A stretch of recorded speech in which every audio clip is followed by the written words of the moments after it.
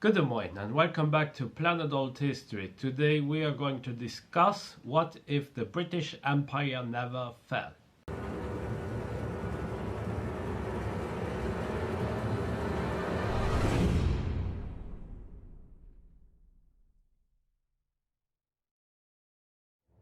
The British Empire as a title never really existed. Technically, the British monarchy never claimed the title of Emperor or Empress of Britain, or the British Isles, or England, for that matter. The only imperial title that actually came to the royals of the UK was the title of Emperor of India, because India was considered the crown jewel of the British monarchy. And also the Emperor title of India derived once more from another place, or actually from another entity, the Mughal Empire. And as such, we cannot really consider the British Empire as a traditional empire, but I will continue to refer it as the British Empire. The British Empire started somewhere around the time when England expanded overseas. England and later on Britain never liked to meddle into the continental affairs for good reasons, because they had a lot of businesses, a lot of colonies and a lot of economical advantages going on, not only all over their islands but also in the Americas, Asia and also later on Africa and Australia, of course. Over the years to come, they possessed so many territories that one could truly say the phrase of the empire on which the sun never sets was true, as the sun was always shining on at least one part of its territories. At its height, it was the largest empire in history, and for over a century was the foremost global power. Somewhere before and after World War II, it became clear that Britain would not be able to hold this dominance for a longer time, and slowly but surely many colonies, dominions, territories, etc. became independent or fought for independence.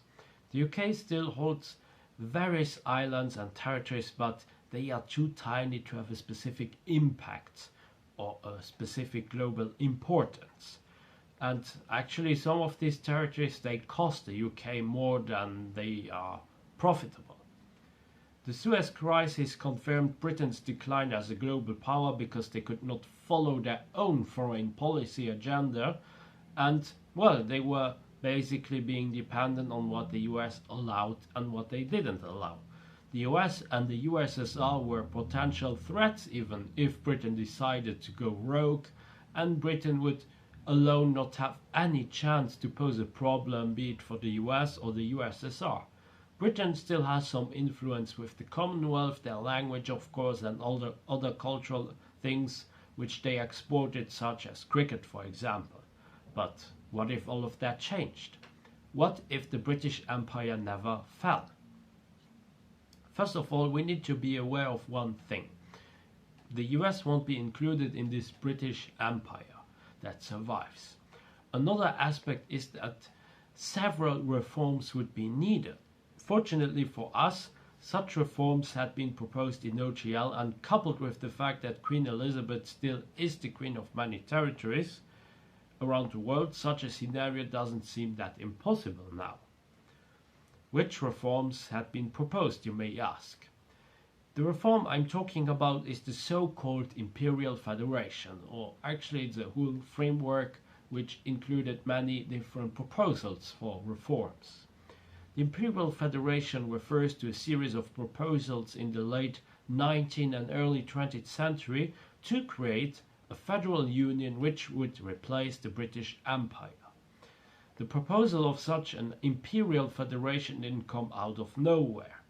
Many leading politicians were asking themselves what the future would hold for Britain and the Empire. Moreover, the Home Rule for Ireland was not seen as an efficient idea, and the Unionists such as Joseph Chamberlain and also the others who supported him, they had then another idea, and that's where the idea and the whole work around the Imperial Federation came from. Otherwise, Britain would be reduced to a second-class nation, and this would be exactly what actually somehow happened nowadays. Because if we compare the British Empire and what the UK is nowadays, well, the differences, they are very clear on the global stage. Let's say that this idea of the Imperial Federation gains more popularity and is not only supported by the monarchy but also the British officials. They would then start to implement these reforms, some colonial authorities and also the natives of many places, they would then be willing to compromise. Joseph Chamberlain would start to do that around 1897, few years before World War I, and the Imperial Parliament would have been created together with an economic system of an imperial preference. Moreover, with the increased local authority, the defense costs, they would be shared. This means that the British liberals and other liberals around the empire, they would be against it because they preferred international free trade. But for the colonies, autonomous regions, etc. within the empire, this meant that they would make money and get more resources, which they would need. But they would also get more dependent from each other. That's exactly the whole idea of this Imperial Federation. And that's how later on the European Union was created, but that's another story. Knowing that each dominion colony had to rely on other parts of the Imperial Federation, I don't really think that the sense of nationalism would be that strong within dominions such as Canada, Australia, New Zealand, for instance. And if their troops would also be more mixed, and if they would also be sent in different ways, then this whole sense and these ideas of nationalism, they would not really be this important, but they could become more something like, okay, you know, you have in the US the Texans and the Californians, they feel like that, they feel like Texans and Californians, but at the end of the day they are still US Americans. And the same thing could be happening for Brits, for Canadians and also for New Zealanders who then think that they are part of their respective region, but they are still imperial citizens, let's say. India and most of the African colonies, they would be very tricky to hold. And I believe that only South Africa and Rhodesia at the maximum could remain within the Imperial Federation.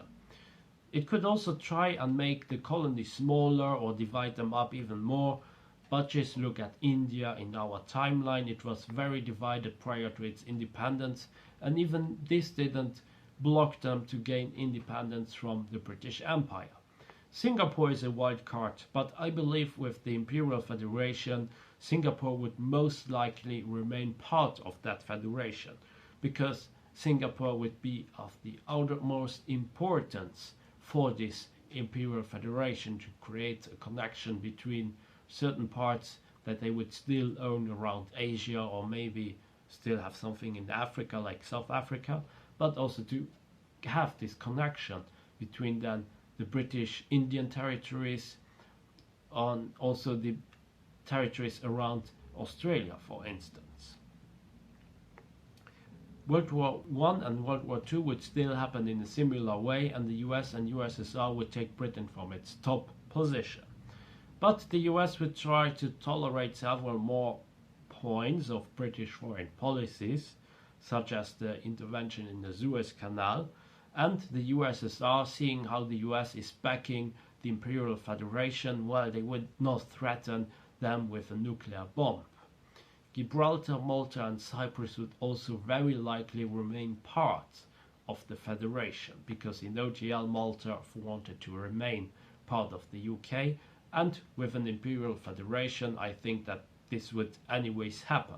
India would gain independence, but not without a few important treaties, while the African colonies could gain their independence a bit later than in OGL, and in the same way maybe as some former French colonies did, without the wars that would be happening, but more like with a currency union, a more integrated Commonwealth, and a clear military alliance. I doubt that NATO would even exist at this point, or if the NATO would become something else. The US would rather prefer to see the Caribbean islands also to be part of this imperial federation, because like this, and without their total independence, it would be more difficult for them to turn into communist states. And especially after seeing how Cuba would turn communist, the US would then start to really back up the British foreign policies. And we would see more islands getting a similar status as Bermuda or the Cayman Islands. As a result, we would get a world in which you could be Canadian, you could be Irish, British, Australian, Singaporean or Maltese, whatever, but at the same time you're still part of the empire. The European Union and its predecessor would never accept the Imperial Federation as a member due to its big size. It's like taking in Russia as member of the EU. England, funnily enough, could also have its own parliament, something that the English Democrats were fighting for years in OTL. The Imperial Federation would be in many ways similar to the European Union, but then again they would go much further in several aspects and be similar to the US. The main issues within the Imperial Federation, they would be about centralization and decentralization, rights to certain benefits, the right to reside in the specific part of the Imperial Federation, and the economy, of course. The imperial preference would still be valid, but extend to a Commonwealth option, because with many nations still becoming independent, such as India or many African states, they would still perhaps see a good point into having trade treaties with this Imperial Federation and the Imperial Federation as well. They would rather have them as potential allies and partners than to seek out new partners. Would the Imperial Federation remain a world power? Yes and no. It would depend on the leaders and also on the peoples. But if the Imperial Federation plays its cards right, increases the GDP, improves the economy of multiple places, gives opportunities to many people, there would be an initiative for countries to remain or even join the Imperial Federation, just as it happens in OTL with the European Union and the US. And that's where we leave it for now. That's it for today. I hope you enjoyed my video. Be sure to like and subscribe, leave a comment, support me also on Patreon, and join my forum, forum.planetalthistory.ga. Until next time on Planet Alt History.